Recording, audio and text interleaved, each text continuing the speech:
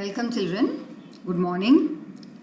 Today we start with a new chapter in social studies, and that is chapter 5th, natural disasters. Now you must be knowing what is disaster. Disaster, that is anything that leads to a huge destruction, like you can say earthquake, tsunami, volcano. These are all natural disasters. Apart from that, we have some man-made or man-created disasters like gas leakage in Bhopal that happened many years back, and then there is, you can say, riots. These are all disasters but man-created. Here in this chapter, we are going to deal with natural disasters. Now, on 12th March 2011, Krishna saw the pictures of a tsunami in the newspaper. After reaching school, she asked her class teacher, "Sir, I read the news about tsunami in the newspaper. How does tsunami occur?" And the sir replied, "Natural disasters are of two types. Disasters like earthquake, tsunami, volcano, they occur due to the changes in the interior of the earth. मतलब कि अर्थ के नीचे जब कोई changes आते हैं तो disasters like earthquake, tsunami और volcano ये you can experience. Whereas बाकी ऐसे डिजास्टर्स हैं जो हमारे अर्थ के सरफेस पे जब चेंजेस आते हैं तो ये डिजास्टर्स हम देखते हैं, like floods, cyclone, forest fire, drought, etc. They occur due to changes on the surface of the earth. तो दो टाइप के नेचुरल डिजास्टर्स हुए, learn it. One is when changes occur in the interior of the earth, मतलब ज़मीन के नीचे जब कोई changes आते हैं तो कौन से डिजास्टर्स होते हैं? earthquake, tsunami, volcano. और जब चेंजेस हम अर्थ के सरफेस के ऊपर, मतलब कि अर्थ के ऊपरी हिस्से में जब कोई चेंजेस होते हैं तो we see disasters like flood, cyclone, etcetera. Now you can see over here the pictures of what happened at the time of earthquake. So let's see about earthquake. What does it mean and how does it take place? The weak upper crust of the earth suddenly experiences tremor, either due to the collision. Collision मतलब टकराना.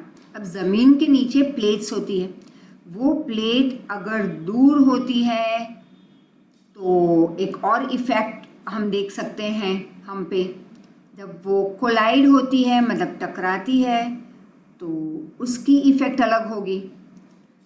अब जब अर्थ के ऊपरी हिस्से में हम tremors experience करते हैं, ट्रेमर्स मतलब that shaking when we experience due to place के टकराने से या due to great pressure in the interior of the earth, what do we find? It leads to earthquake, like tremors, या उसको तुम waves भी कह सकते हो. Tremors of earthquake originate from its hypocenter, which is deep down below the surface of the earth. अब ये जो ट्रेमर्स होते हैं अर्थक्वेक के, वो कहाँ पे ओरिजिनेट होते हैं? बर्थ प्लेस कहाँ पे है इन ट्रेमर्स का? That is hypocentre. अब ये hypocentre that is a main point from where the tremors originate, and this hypocentre is very very very deep below the earth's crust, earth's surface. Such sudden shaking और trembling is called earthquake. Earthquake waves or tremors are created from the main center, जहाँ पे ये start हो रहा है, from the epicenter during the process of an earthquake. Earthquake occurs due to the disturbances in the interior of the earth. Now this is termed as epicenter, right? Disturbance that is created. What happens due to earthquake on the surface of the earth? So you can see the scenes of destruction, right? Over here, lots of destruction you can see due to earthquake. Now the waves of earthquake, अब जहाँ से वो originate होते हैं तो सिर्फ वहीं पे अर्थक्वेक आया ऐसा हम नहीं कहेंगे, क्योंकि वही वेव्स वो स्प्रेड हो जाते हैं from that one single point to many other places. The point on the surface of the earth exactly about this hypocentre is called epicentre. Hypocentre we did earlier, see over here what we did, right? What is hypocentre? That is जहाँ से waves या tremors originate होते हैं, that's hypocentre, जो ज़मीन के बहुत बहुत नीचे है, राइट?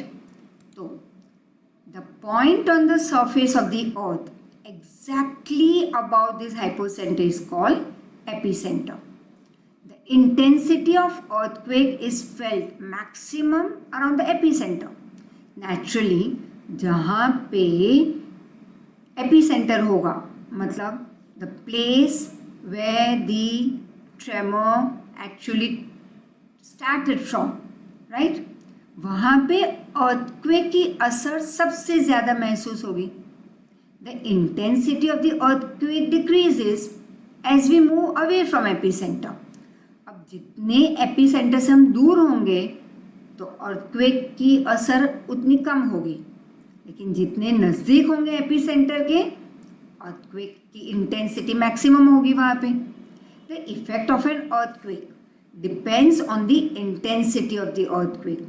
अब अगर तुम एपिसेंटर के बहुत नज़दीक में रह रहे हो तो अर्थक्वेक की इंटेंसिटी ज़्यादा होगी, तो नेचुरली इफेक्ट भी अर्थक्वेक का ज़्यादा होगा उन पे.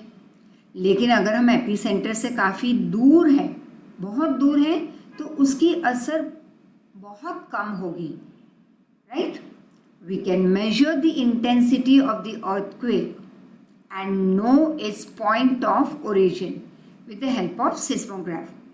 अब सिस्मोग्राफ से हमें पता चलेगा कि अर्थक्वेक का original point, the point of its birth, the point of that origin, वो कहाँ पे है. There are 3 main reasons why earthquake occurs. तो 3 रीजन्स हैं अर्थक्वेक होने के. फर्स्ट इज अर्थक्वेक कई बार वॉल्केनिक इरप्शन से भी हो रहा है. जब वॉल्केनो इरप्ट होता है तो भी अर्थक्वेक की पॉसिबिलिटी होती है. Second, earthquake due to strike slip faults. कई बार जैसे हमने पहले कहा कि जब प्लेस टकराती हो, राइट, तब भी अर्थक्वेक की पॉसिबिलिटी होती है. कई बार ये भी हो जाए कि the plates may move away from each other. Then there is the third one, the earthquake caused due to the subduction in the active subduction zone.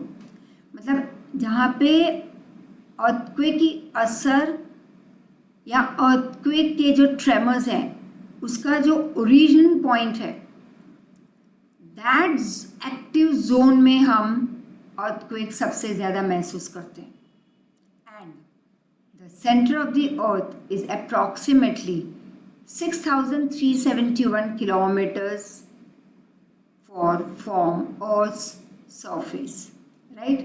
It's not far from, it is far from. The center of the earth is approximately this many kilometers from Earth's surface. Now, volcano. What's volcano? It refers to an opening in the Earth's crust from which motion मतलब moving, lava, rock fragments मतलब rock के टुकड़े, ashes राख, dust धूल मिट्टी, gases are ejected.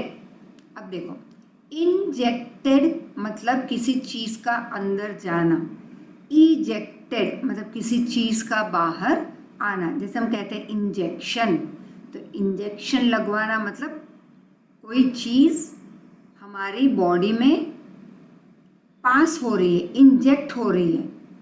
Eject means to come out.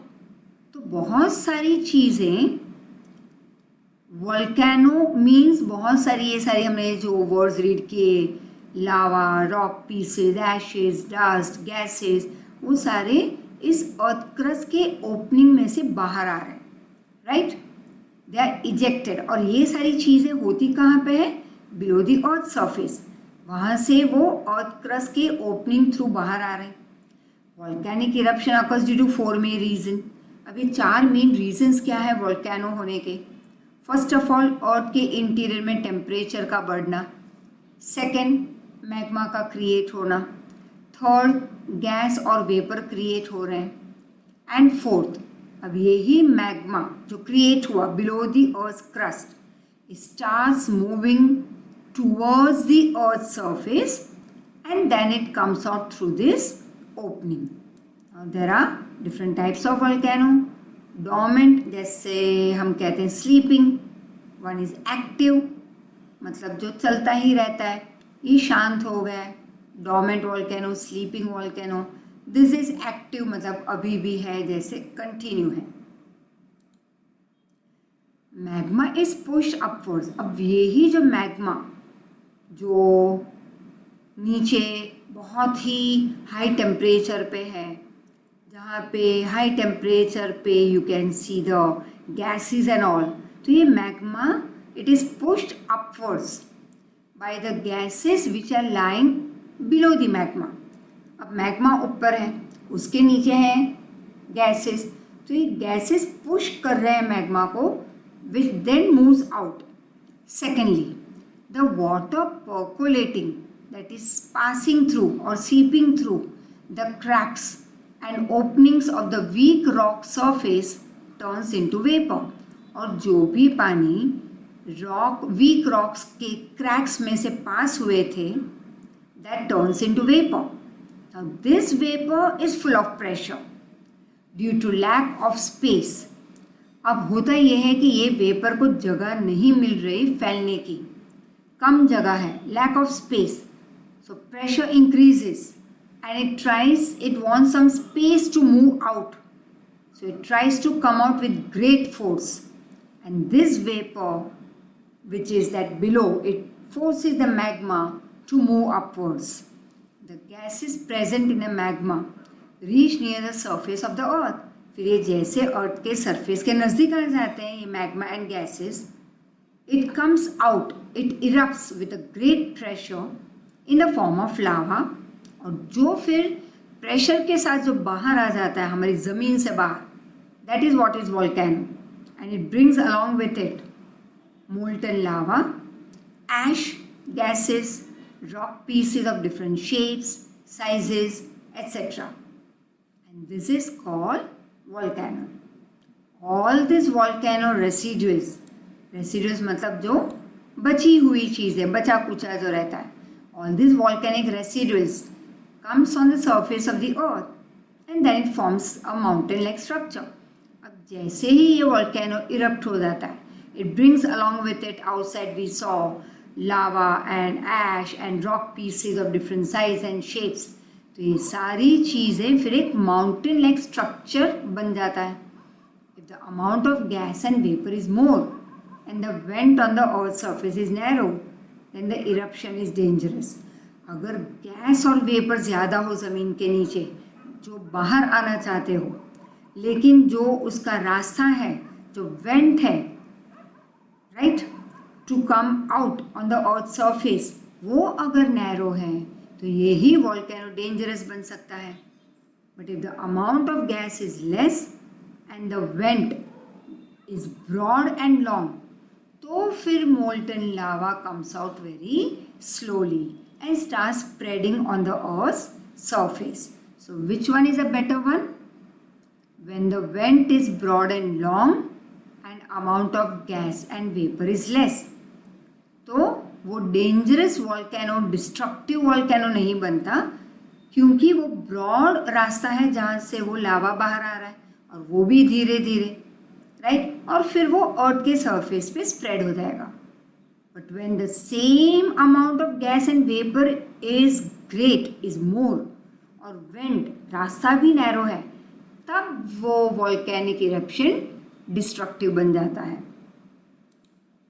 Now let's see 3 types of volcano, हमने पहले हमने वर्ड रीड किए थे।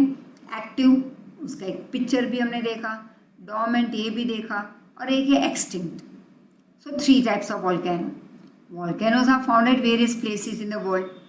There is only one active volcano in a country, and that is in the island of Andaman Nicobar. Now, volcanic eruption at any place or region, what does it lead to? Lots of destruction in the local area. अब हमारे country में एक ही active volcano अब है, and that is in the islands of Andaman Nicobar. Then as we saw there are 3 types of volcano. World में बहुत जगह पे वॉल्केनोस पाए जाते हैं, और जब भी वॉल्केनिक इरप्शन होता है कहीं पे भी वर्ल्ड में, तो वो आसपास की जगह को डिस्ट्रॉय कर रहा है, right. Volcanoes have certain advantages also, that is benefits. Fertility of land increases due to लावा.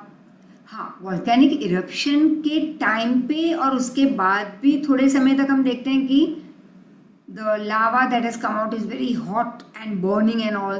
तो डिस्ट्रक्शन इनिशियली हम देखते हैं, लेकिन वो ही जब ठंडा हो जाए, कूल डाउन हो जाए, तो the same area land becomes fertile due to lava, and the agriculture production increases due to this fertile land.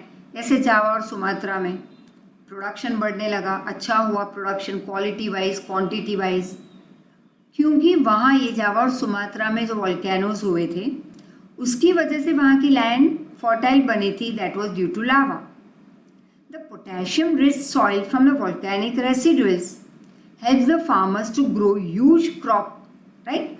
Abundant मतलब बहुत सारा क्रॉप प्रोडक्शन हो रहा है, और farmers are helped out due to this potassium rich soil. और ये potassium rich soil कहाँ पे मिलेगा हमें? जहाँ पे ऑलरेडी वॉल्केनो इरप्ट हुआ था. The hot water springs in the area of volcano have germ killing property and it also cure skin disease. अब जहाँ पे भी वॉल्केनो इरप्ट हुआ है या था, वहाँ पे हम हॉट वाटर स्प्रिंग्स भी देखते हैं, और ये हॉट वाटर स्प्रिंग्स मतलब झरना गर्म पानी का, तो उसकी वजह से कई बार हम देखते हैं कि जर्म किल हो रहे हैं, स्किन की डिजीज़ क्योर हो रही है, और and very below the earth surface certain minerals like mercury, tungsten, tin plating, zinc, aluminium also we can get. अब वॉल्केनिक इरप्शन की वजह से हमें बहुत डीप डाउन द अर्थ बहुत सारे ये मिनरल्स भी मिल जाते हैं, right, which are very helpful for the development of the country.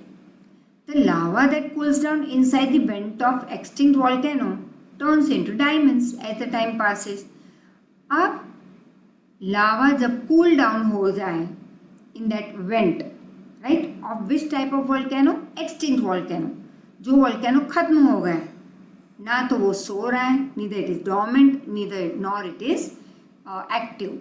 It has already been done with. It's complete procedure. अब वहाँ पे वॉल्केनो होने की पॉसिबिलिटी है ही नहीं, वो volcano is completely done with, that is called extinct. तो ये एक्सटिंक्ट वॉल्केनो के वेंट में लावा जब कूल हो जाए तो वहीं से हमें डायमंड भी मिलते हैं, क्योंकि that lava turns into diamond. The small rocks thrown out during volcanic eruption are known as lapilli, which have been proved to be very useful as they can be easily moulded. अब यही लैपिली को हम, ये small rocks हैं जो हमें volcanic eruption के time पे ये बाहर फेंके जाते हैं, they are thrown out at the time of volcanic eruption, और जिसको नाम दिया लैपिली. और ये बहुत इजीली इसको हम शेप दे सकते हैं, और ये रॉक्स बहुत ही इम्पॉर्टेंट है, they are very useful rocks. Tsunami also you all must be knowing, due to volcanic eruption और earthquake on the sea floor, high oceanic waves are created. अब हम देखते हैं कि अर्थक्वेक जब ज़मीन पे हो, राइट, ज़मीन के नीचे जो प्लेट्स का टकराना, या कई बार बहुत सारे रीजन्स है अर्थक्वेक के हमने जैसे देखे, और वैसे ही अर्थक्वेक हम देखते हैं सी फ्लोर पे. वॉल्केनिक इरप्शन हम सी फ्लोर पे भी हमें मिलता है, एंड उसकी वजह से high oceanic waves are created, बहुत बड़े बड़े वेव्स फिर क्रिएट होते हैं, इसे हम कहते हैं सुनामी. अब ये इतने ऊंचे होते हैं कि हम इमेजिन भी नहीं कर पाएंगे. They are high and have unimaginable length. Now, their length is approximately 700 to 1600 kilometers. These waves travel with a great speed and force. अब ये waves की length तो बाप रे 700 to 1600 किलोमीटर, और ये इतनी speed से आगे बढ़ते हैं ये waves that it leads to lots of destruction. By the time they reach the sea coast, उनकी height और power इतना बढ़ जाता है. They achieve great height and power, which leads to huge destruction in the sea coast area or coastal region. And this is what was witnessed in Japan on 11th March 2011. Now, storm and whirling wind. Whirling wind मतलब moving round and round. Also create big and strong waves. Once the storm gets over, these waves become tall with a great wavelength which can travel great distance. अब जैसे storm when it gets over, तो यही दरिया के waves huge बहुत बड़े length के बन जाते हैं और लंबा distance travel करते हैं वो. Such waves leads to great deal of destruction in the coastal region. Hence they are called destructive waves also. For example, at times rock falls, ice falls, underwater landslide और slums can generate displacement of water to create tsunami. तो कई बार बहुत सारे other reasons भी हैं जो यहाँ पे हमने देखे which leads to tsunami. You can see over here, and you all must have seen a movie also, Kedarnath, where the scene is shown, right? It leads to lots of destruction. Now, the flow of excess of water in a river is called flood. अब ये तो हमने यहाँ पे तो flood का देखा, right? Previous जो हमने देखा था that was related to tsunami. This we had already seen as I told you.